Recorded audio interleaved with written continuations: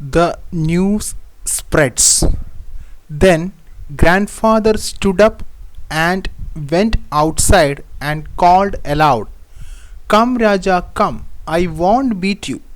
But I did not answer him, for I thought that he would beat me. Grandmother was angry and said, "He won't come. You drove him away. I heard you say that you would beat him if he came home. Poor child, he is afraid of you and has run away." Grandfather called the servants and asked them to go out and look for me.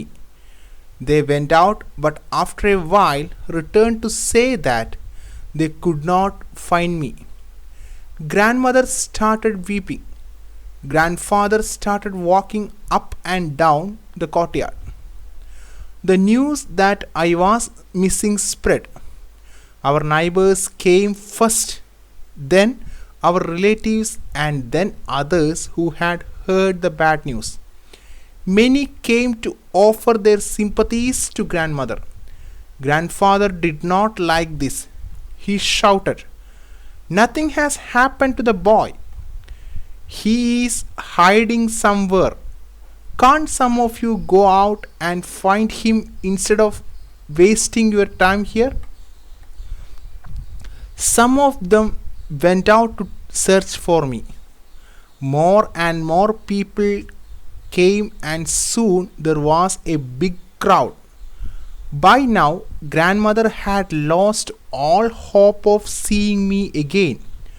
She started telling the people what a good boy I was. The search parties returned without finding me. Grandmother started weeping loudly. The women in the crowd also wept. The servants of the house joined in the wailing. They all acted as if I were dead. I felt very sorry for grandmother. I wanted to come out. Grandfather was a man of strong will, but I knew that he too felt very sad. He did not, however, lose hope. He stood up, turned in the direction of our family temple, and prayed. "Help me, God," he said. "Give me my child. I want him now. I cannot wait any longer." He then stood silent in prayer. At that moment, uncle returned. He learned what was happening at home. He looked around and guessed where I was. He came to the cowshed and asked me to come down. I came down. Uncle took me into the house. Grandfather had just finished his prayer and turned. As he opened his eyes, he saw me standing before him.